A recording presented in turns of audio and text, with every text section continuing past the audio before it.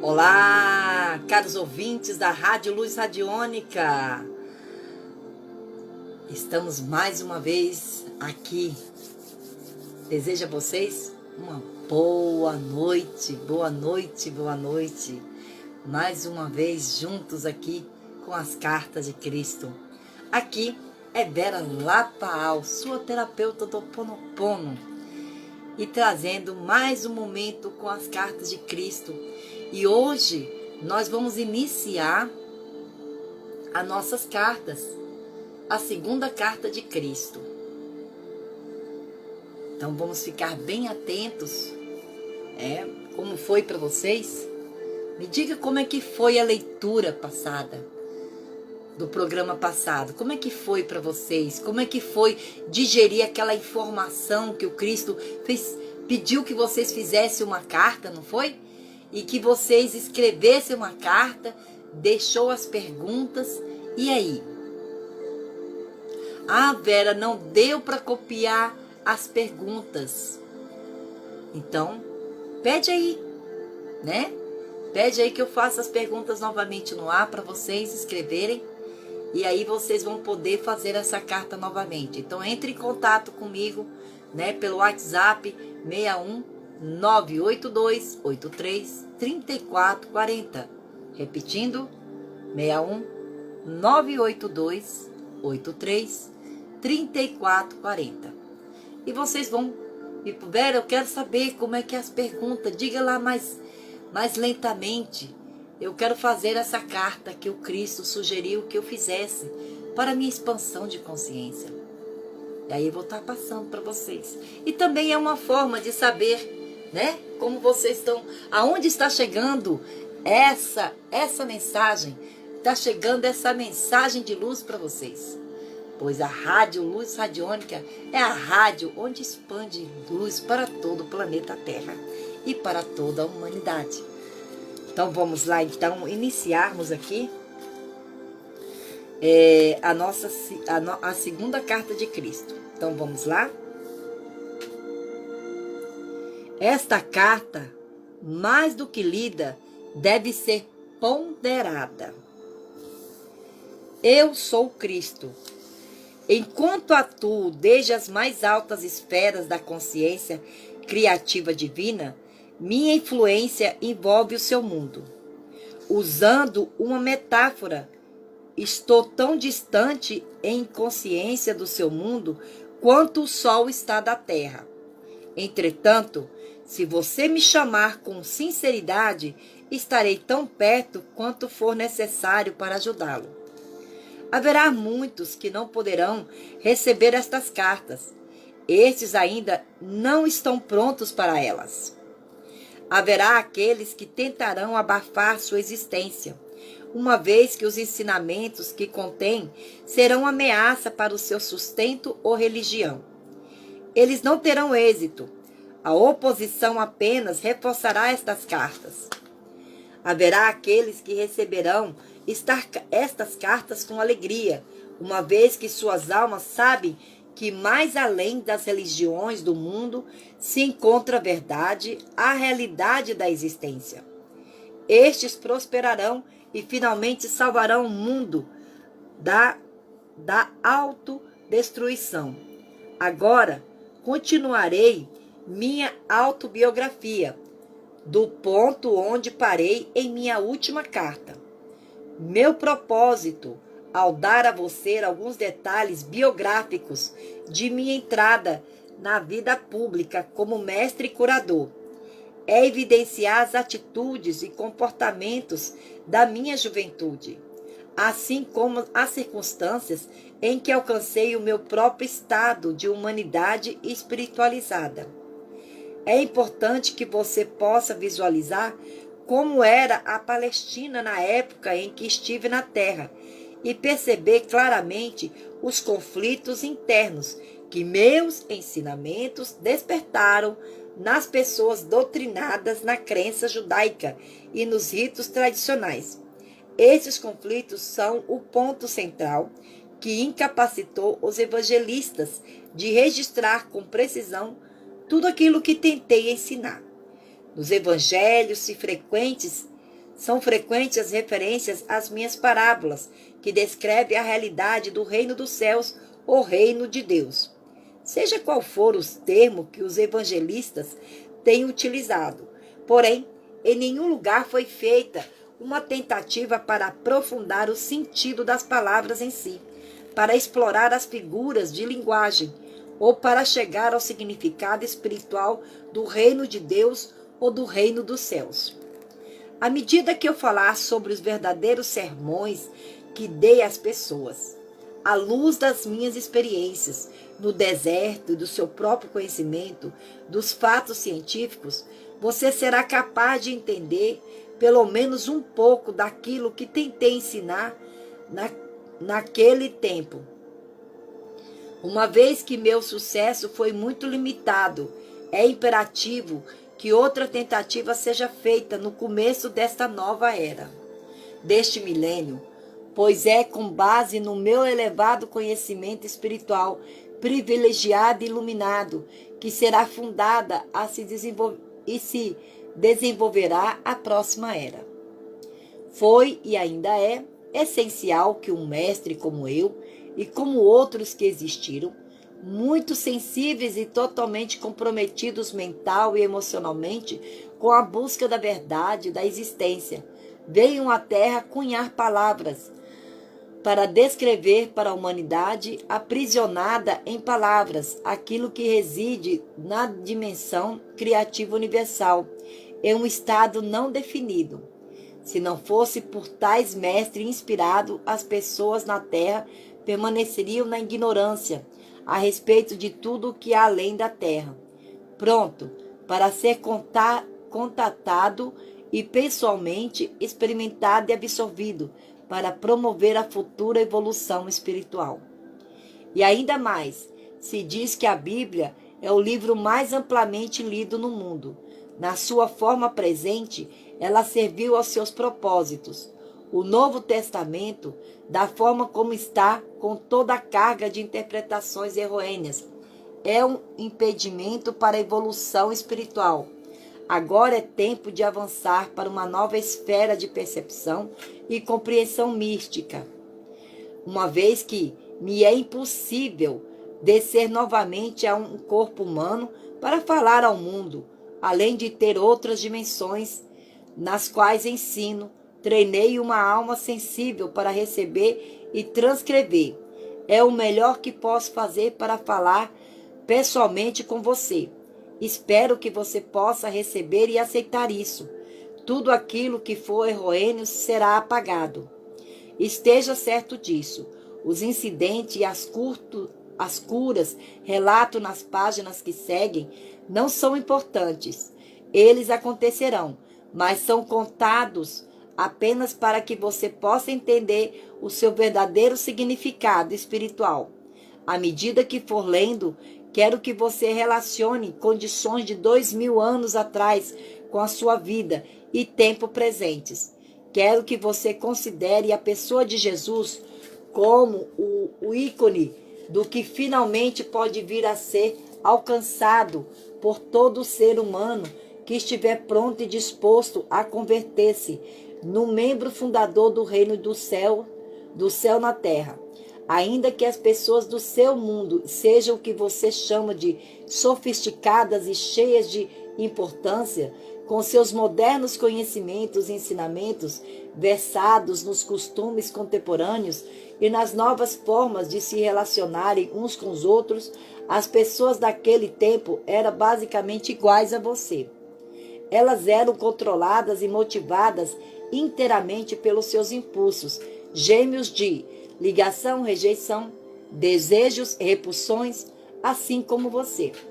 Elas amavam, odiavam, criticavam, condenavam, caluniavam e intrigavam, tinham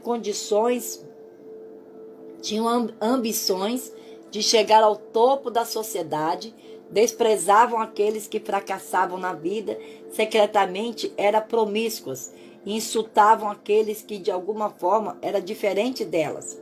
Para ajudar você a compreender e a entrar plenamente naquele tempo em que estive na Terra, minha consciência desceu até o seu plano de existência terrena, para experimentar mais uma vez a pessoa de Jesus, as emoções e os acontecimentos nos quais estive envolvido. Quando saí do deserto e pus o pé na estrada em direção à minha aldeia de Nazaré, ainda estava exultante, exuberantemente feliz com o conhecimento tão gloriosamente revelado a mim no deserto. Fixei completamente meus pensamentos em tudo o que havia aprendido, e se meus pensamentos se perdiam nas minhas antigas formas negativas de pensar, rapidamente me voltava para o Pai, para receber inspiração e determinação para superá-los. Desta forma, eu voltava constantemente à luz da consciência e do entendimento. Algumas pessoas me olhavam com desconfiança, vendo minha alegria e também minha aparência suja e descuidada. Será que eu estava bêbado? Perguntavam-se. Outros me olhavam com aversão. Ao invés de reagir com raiva, como fazia no passado, eu lembrava que havia sido abençoado com visões e conhecimento que eles não podiam nem imaginar. Abençoei-os, rezei para que sua visão interior se abrisse de maneira semelhante e continuei em paz o caminho até a minha casa. Entretanto, alguns aldeões olharam com compaixão para meu lamentável aspecto e correram para suas casas para buscar-me pão e mesmo vinho para ajudar-me a continuar o caminho. Havia sempre alguém que me oferecia abrigo para a noite. O Pai Vida, de fato, supriu todas as minhas necessidades e me deu toda a proteção necessária. Durante todo esse tempo, eu não disse nenhuma palavra a respeito das semanas no deserto. Sentia que ainda não era o momento. Por fim, cheguei à minha aldeia, Nazaré, e o povo caçoou abertamente de mim, apontando meu aspecto imundo e minha roupa rasgada. Vagabundo, preguiçoso, sujo, foram algumas das palavras mais amáveis que me lançaram. Cheguei à porta de minha mãe com um sentimento de pavor, pois eu sabia que ela ficaria mais chocada do que seus vizinhos ao me ver diante dela. Magro, mostrando os ossos sobre a pele, os olhos fundos, as bochechas vazias, a face queimada, os lábios rachados do sol, a barba longa e embaraçada. E a roupa? Ficaria furiosa ao ver minha roupa, sua cor original totalmente irreconhecível pelo pó do deserto e o tecido desfeito e rasgado. Subi os degraus e preparei-me para aguentar a fúria de minha mãe. Quando chamei minha irmã, veio à porta. Minha irmã veio à porta. Olhou-me boquiaberta, assustada e com os olhos arregalados, e bateu-me a porta na cara. Ouvi-a correr para os fundos da casa, gritando: "Mãe, venha depressa, há um homem velho sujo à porta." Escutei minha mãe resmungando e irritada para si mesma, enquanto corria para a porta. Abriu-a de repente e ficou paralisada pelo choque. Eu sorri por um momento. Ela olhou-me de cima a baixo, cada vez mais horrorizada ao dar-se conta de que este homem, de terrível aspecto, era de fato seu filho rebelde Jesus. Estendi minha mão para ela, dizendo: "Sei que causo pena a você, mas pode ajudar-me?" Imediatamente sua expressão mudou e, levando-me para dentro, trancou a porta. "Depressa", disse para minha irmã, assustada. "Deixa de escândalo e põe água para ferver. Seu irmão está morto de fome. Não importa em que confusão se meteu. Ele é da família. Temos que cuidar dele." Suavemente me ajudou a tirar a roupa, inclinou-me sobre um grande recipiente de água e esfregou-me até ficar limpo. Lavou-me, cortou meu cabelo e barba e cuidadosamente cobriu as feridas do meu corpo e lábios com uma pomada cicatrizante. Nenhum de nós quebrou o silêncio. Saboreei o amor que ela me demonstrou e tentei demonstrar minha gratidão com uma atitude mais doce e sensível. Depois de vestir-me uma túnica limpa, ela serviu-me uma refeição frugal, de pão, leite e mel. Relutante, deu-me vinho para recuperar as forças, embora estivesse claro que ela pensava que era o vinho a grande causa de minha terrível situação. Então conduziu-me até a cama e cobriu-me. Dormi por várias horas e acordei revigorado pela luminosa manhã de sol que se via pela janela. Eu agora estava ansioso para falar com minha mãe e dizer-lhe que eu era, de fato, um Messias, mas não daquele tipo de que imaginava o povo judeu. Eu podia salvar as pessoas das más consequências de seus pecados. Podia ajudá-las a encontrar a saúde, a abundância, a satisfação de suas necessidades, porque agora podia ensiná-las exatamente como havia sido criado o mundo. Assim que comecei a falar, ela começou a ficar encantada e animada. Pulou de pé e quis sair correndo para contar aos vizinhos que seu filho era realmente o Messias. Deveriam ouvir a maneira como ele falava, e ele havia jejuado no deserto. Mas eu a impedi de fazer isso. Eu disse que ainda não havia contado a ela o que me fora revelado. Uma das coisas mais importantes que havia aprendido era que os judeus ortodoxos estavam completamente equivocados a respeito de suas crenças num Deus vingativo. Não havia tal coisa. Isto a deixou contrariada e desconcertada. Então exclamou: como então Jeová vai governar o mundo e nos tornar bom e nos fazer escutar seus profetas, se não nos castigar? Agora você ficou tão importante que pode ensinar os sumos sacerdotes o seu próprio trabalho, que foi transmitido a eles desde o tempo de Moisés? Vai trazer ainda mais vergonha para esta casa? Ela começou a chorar e disse com raiva: você em nada mudou, somente mudaram as coisas que diz. Você só me trouxe dor. Como pude acreditar que você seria um Messias? Com suas ideias estranhas, só levará nosso povo a maior tormento do que nunca. Meus irmãos a ouviram em prantos e vieram correndo, querendo colocar-me para fora de casa. Ofereci sair pacificamente porque não queria mais alvoroço. Se essa era a forma de minha mãe reagir, eu poderia estar certo de que os demais também reagiriam da mesma forma ao que eu tinha para dizer.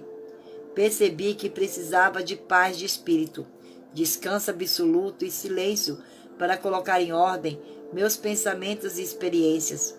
Teria que rezar e pedir inspiração para saber a melhor maneira de abordar os judeus com minha mensagem de boas novas.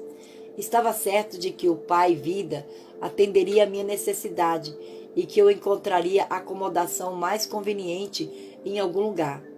Minha mãe, embora furiosa com minha atitude de grande cabeça dura, estava atormentada por seus sentimentos de amor e compaixão por mim, devido ao estado deplorável em que me encontrava. Ela rejeitou tudo o que eu parecia representar: a rebeldia, o desprezo pela religião judaica, as atitudes contestadoras em relação à autoridade, meu caráter voluntarioso e arrogante. Mas ela ainda me amava e estava profundamente preocupada por me ver envolvida em problemas tão grandes quanto jamais havia pensado ser possível. Ela chamou a atenção de meus irmãos, dizendo que calassem a barulhenta discussão, e virou-se para mim. Pode ficar aqui, até que esteja melhor, disse ela. Talvez enquanto estiver por aqui, eu possa trazer bom senso para você. Posso dizer que se sair às ruas falando da forma como o fez comigo, terminará em uma situação ainda pior do que agora. Pessoas boas vão cuspir e jogar seu lixo podre sobre você. Você é uma desgraça para esta família. Apesar de toda a sua raiva, ri e agradeci, beijando-a calorosamente. Fiquei contente, sabendo muito bem que, por trás de toda essa raiva, ela estava profundamente preocupada comigo. alimentou-me bem e confeccionou-me boas roupas novas. Agradeci por tudo que ela fez para melhorar minha aparência, porque sabia que para mover-me livremente entre os ricos e pobres, deveria estar com roupas decentes e adequadas. Às vezes havia escassez de alimentos em casa. Recorrendo ao poder do Pai, eu a reabastecia sem dizer nada. Ela também não disse nada. Eu sabia que ela se perguntava com tristeza se, além de todos os meus péssimos hábitos, eu agora também era ladrão. Então me pegou com um pão recém-saído do forno nas mãos. Ela sabia que eu não havia saído de casa para comprá-lo e também que o forno não havia sido usado naquele dia. Não me disse nada, mas me olhou de forma reflexiva. Eu pude ver então as suas atitudes mudarem. Ela já não estava mais tão certa de si. Ela começava a questionar a sua própria atitude em relação a mim e também a verdade acerca das minhas afirmações. O que realmente aconteceu com ele no deserto? Como ele poderia fazer um pão sem usar o fogo, a farinha e o fermento? O que isso significa? É ele o Messias? Então meu irmão feriu sua mão. Ele sentiu muita dor quando o ferimento infeccionou. Permitiu-me colocar minhas mãos em sua ferida e fazer uma oração em silêncio. Eu podia ver que ele sentiu o fluxo do poder entrando em sua mão, porque ele me olhou de forma estranha. A dor foi embora. Disse brevemente. Estava mal-humorado quando se afastou. E eu sabia que ainda tivesse sentido alívio da dor. Não havia gostado de que eu fosse capaz de ajudá-lo. Senti seu ciúme. Minha irmã havia queimado sua mão e outro irmão muitas vezes se queixava de fortes dores de cabeça. Fui capaz de curar os dois. Meus irmãos começaram a caçoar a respeito dos meus poderes mágicos. Perguntavam-se que mal eu poderia fazer a eles, se me irritassem. A tensão em casa aumentou e senti a tristeza de minha mãe, que ansiava pela paz no lar. Mas ela viu mudanças em meu comportamento e sentiu-se reconfortada. Eu estava mais tranquilo, visivelmente controlava minhas prováveis explosões, continha minha energia, refreava minha impaciência e já não discutia mais. Tornei-me mais atencioso, ouvindo suas queixas de mulher, ajudando-a em casa, consertando os móveis quebrados, caminhando pelas colinas até fazendas distantes para encontrar as frutas e verduras que ela queria. Cheguei a amá-la com ternura e compaixão, como uma mãe deve ser amada. Um dia, ela se aventurou a perguntar-me: você ainda acredita que Jeová seja um mito? Jó disse que, se Jeová retirasse sua respiração, toda a carne viria abaixo. Este é o Jeová que vi e em quem acredito. Ninguém viu a Jeová, disse ela com firmeza. Eu vi aquele que criou todas as coisas. Respondi calmamente. Eu o chamo de Pai, porque ele é amor perfeito, um amor mais perfeito que o de uma mãe, acrescentei, sorrindo para ela. Ele trabalha dentro, através e para toda a sua criação. É o Pai em mim quem tem trazido as coisas que você necessita em casa e que curou a meus irmãos e irmãs tão rapidamente. Eu podia ver que ela estava começando a entender um pouco do que eu dizia. E o que é o castigo? Perguntou-me.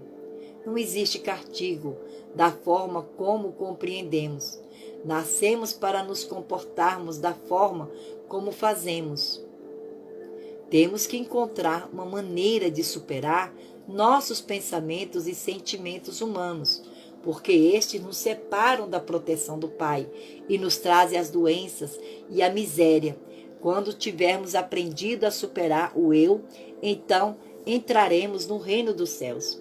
Minha mãe afastou-se silenciosa, claramente ponderando sobre o que eu dissera, mas não mais com raiva. Eu sabia que ela estava meditando sobre minhas afirmações e percebi que eu estava colocando de cabeça para baixo o seu seguro e bem conhecido mundo. Ela se sentia perdida e insegura, sem a sua crença num Jeová ameaçador e terrivelmente vingativo, se a humanidade fosse indisciplinada. Perguntava-se no que o mundo iria se tornar se dependesse inteiramente dos homens controlarem as suas maldades e a dos outros. Mesmo os reis e governantes eram alvados em suas ações, sem Jeová para reinar e castigar os pecadores. Onde iríamos parar? Enquanto restabelecia minhas forças, estudei as Escrituras cuidadosamente para que pudesse encontrar-me com fariseus e escribas de forma confiante.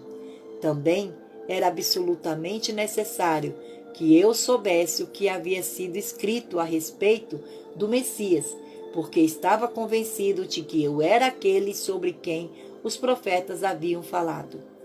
Eu poderia verdadeiramente resgatar, salvar as pessoas da doença, miséria e pobreza, restaurar-lhes a saúde e a prosperidade, ensinando a verdade a respeito do reino dos céus e a realidade do Pai. Bem, amados, queridos ouvintes, vou ficando por aqui. E eu continuarei essa leitura no nosso próximo programa. Quero perguntar a vocês como está sendo essas leituras para vocês. Como está sendo essas leituras para vocês? Me manda uma mensagem pelo WhatsApp ou mesmo aí pelo site da rádio, que é www.radioluzradionica.com.br ou pelo meu WhatsApp 61 982 83 3440. A paz começa comigo. A paz começa contigo. E juntos somos mais. Aloha.